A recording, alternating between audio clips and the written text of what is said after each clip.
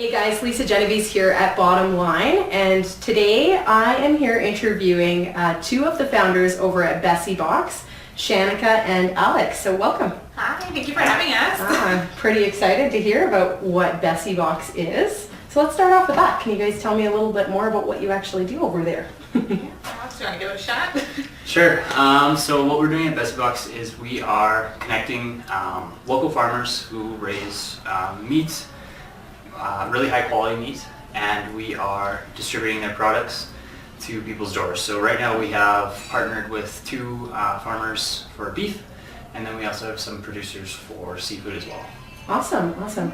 And so do I place an order online and then it shows up at my door? Is that how it works? Yep, you just we have either subscription at one time and then place an order. It'll be one of us. Yeah, probably we're delivering doing all the deliveries. But yeah, we deliver it right to your door. Very, very cool. And so in terms of a subscription, so the first thing that goes through my mind is, what happens if it shows up on my doorstep and I'm not home? How does that look? We actually will never send someone product that they don't know they're getting, because that's something we hear about a lot. So when you do have an order coming through, you'll get an automatic notification telling you about 3 days before that it's coming. Okay. But you'll also get either texts or emails from one of us personally just saying, hey, have you eaten through everything? Is there anything else we can help you with? And you'll also get texting when it comes to delivery. So that's how we coordinate everything. But we offer it on a monthly to 3 monthly basis, so if you ever need to change your order times, that's easy enough for us to do, and we can just do it with a text and say, delay, and we'll move it. That is cool. Yeah. Sounds like it's making people's lives a lot easier. Yes, definitely. Nice. So how did you guys get started? So Spencer, who's not here right now, he came up with the genesis, I guess, of the idea. Was really just focused on how we can make local more accessible. Right now, you either are going to really high-end butcher or you're going to farmer's market. It's not always the most convenient. Farmer's market's only once a week, and butchers are either really expensive or you're not exactly sure what you're getting from them or how to kind of vet them. So what we're kind of trying to do is make sure that the farmers that we go to are up to our standards. So we tour all the farms, and then curate kind of the cuts that you're getting in each box. And back to your question on why we're doing this is because it was so hard for us originally to kind of get really high quality meals. It wasn't the best. That's okay. And so when if I'm going online and I want to order a box, and let's say it's a one-time delivery, do I get to pick, I want this many steaks and this many roasts, or do you guys decide what's kind of best based on your experience? So what we've tried to do is we're focused on using the entire animal. So we're kind of thinking of it as crowdsourcing an entire animal. So we give people a mix of steaks, roasts, ground beef, and butcher's cuts. Okay. And we do have the option of adding on extra steaks, extra tuna, extra salmon, but we're generally focused on trying to use a farmer's entire animal because we buy the entire animal from the farmer. Gotcha. We don't buy we want all New Yorks or something. That makes total sense. Well, and it's probably more sustainable that way, hey, Shanika? 100%. It cuts down on food waste, and if we can spark some more conversation about how to use certain cuts, I think people will want to cook it more, so that's on us too, to try and make it more accessible to everyone. Absolutely. And so then when Spencer started the company, how did the two of you fall into this picture? I'm very curious. Oh, I'm curious about you, because I don't know about what happened. Yeah. So Spencer and I have been friends since, we met when we were 10 years old. We played football together, but we reconnected in university. So we worked together for around 6 months after school, but then kind of went our separate ways. And then we always kept in touch, and he was telling me that he was starting this company, and entrepreneurship is something that's always been interesting to me, but wasn't ready to quite dive in like he dove in. And took me about 6 months of working kind of like part-time on the side before I like fully committed. So Shanika actually committed fully before I did. I was kind of, like 1 foot kind of in, and then as of like a month ago, I went full-time. So. Oh, well done. Yeah. A big leap, 2 feet in. Yeah. Has it been fun so far? It's been fun. It's been good. Learned a lot, so. Yeah. I guess the same thing, like friends with Spencer through university, and I was freelancing pretty successfully at the time, and I reached out to him just to see what he was doing because I had noticed that on LinkedIn it said that he left his job at IBM, and I was like, why? And what I thought was going to be like friends meeting over beer turned into him asking me to come to the office and like showed me his entire pitch deck and was like, hey, we're selling in a week. I need help. So after that, just like worked alongside with him for a little bit and then totally fell in love with our farmers, and I think the story that we have, and just about food, and then basically was like, hey, I want to be a founder, make me a founder. And he was like, thank God, he's still gonna ask you. Awesome, and here we are. Yeah. That's great. So I want to shift gears a little bit because there's a lot of people in this type of space where there's doing it, whether it be, there's good food and HelloFresh and things like that. But I'm curious, how you guys differentiate from other companies that are doing something similar. For sure. So we're not a meal kit delivery service is the first thing. What we're doing is focusing on high quality like animal proteins. I'm trying to figure out a better way to say it because it's not just beef, it's not just seafood, it's kind of like the whole gamut. We're trying to add chicken as well soon. So that's the one thing. And then the other thing is we're getting all of our grocery or all of our product as locally as possible. So we're kind of trying to do it beef within like 100 to 200 kind of kilometer radius. And then that's the plan as well, like for expansion, is like if and when we go into other provinces, keep it as local as possible. So if we go into Saskatchewan, use Saskatchewan producers. That's not something that I guess you get with very many companies.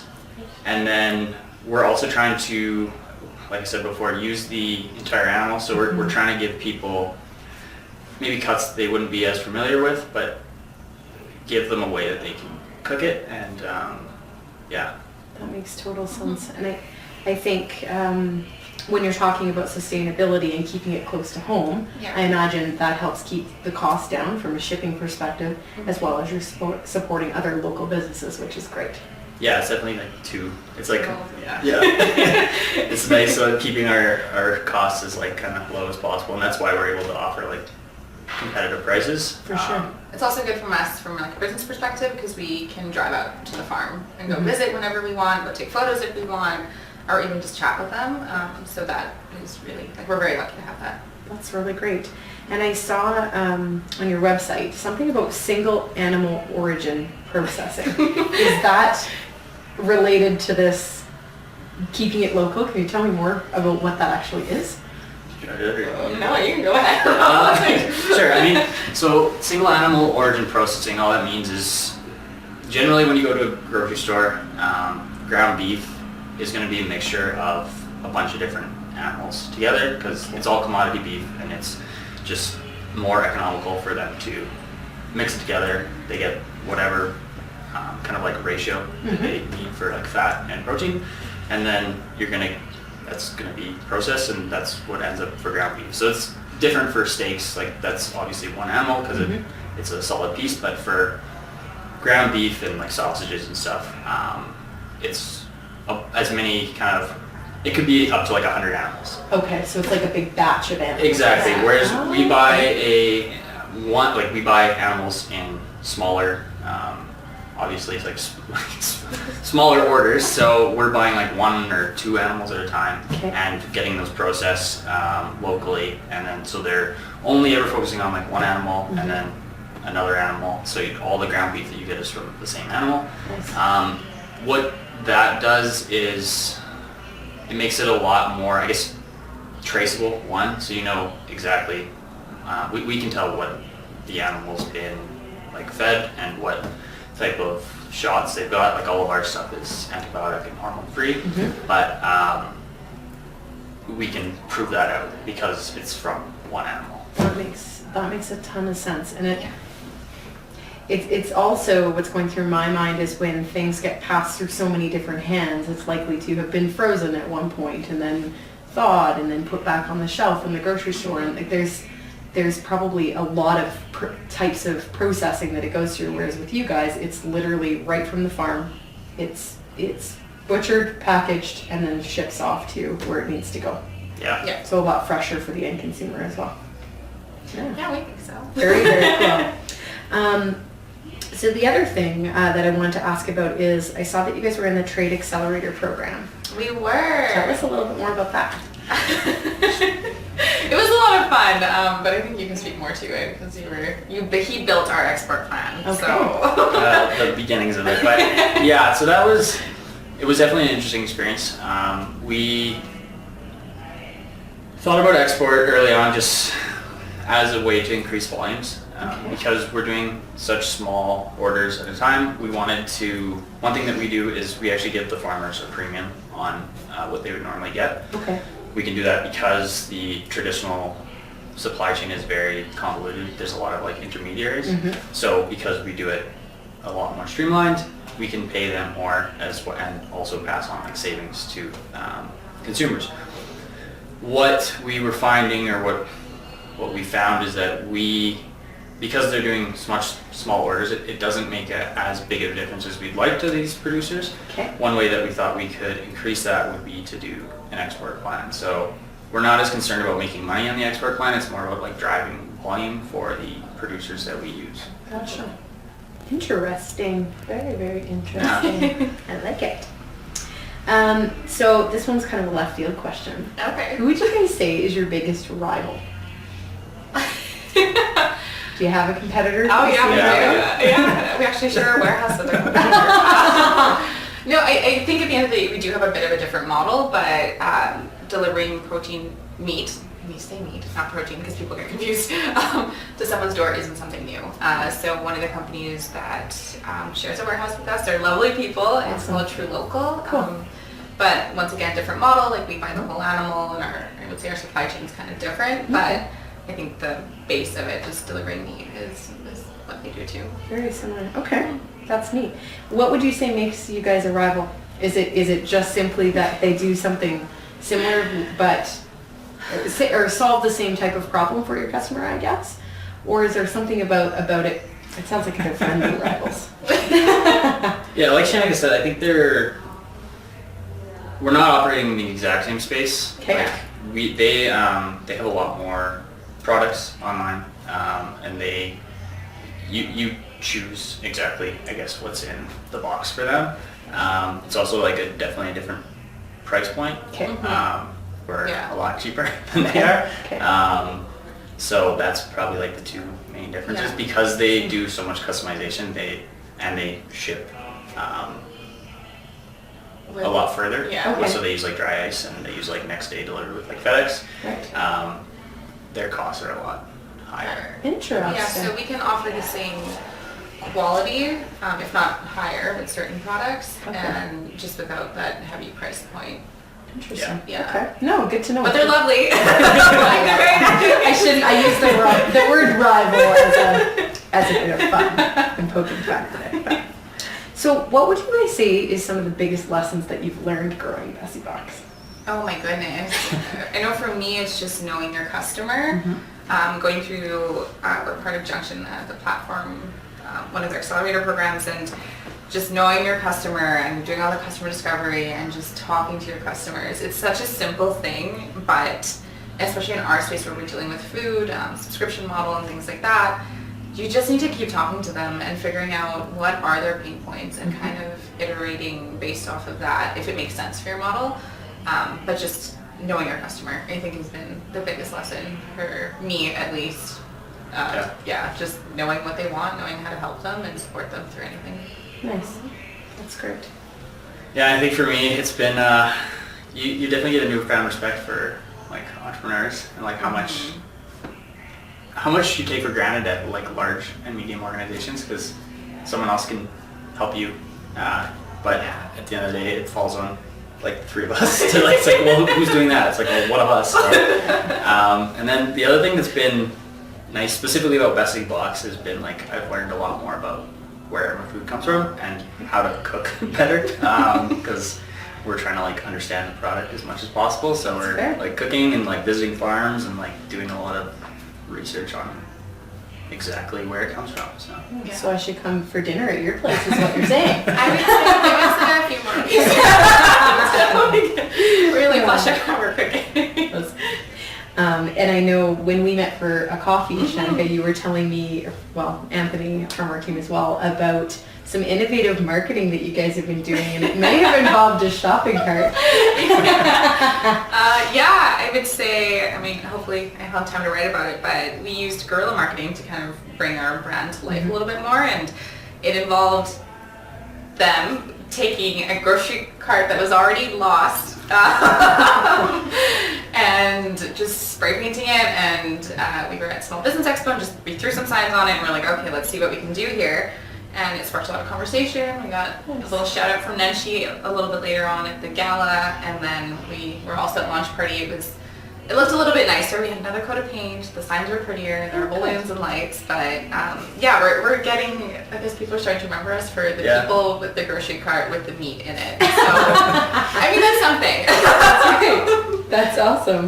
That's awesome.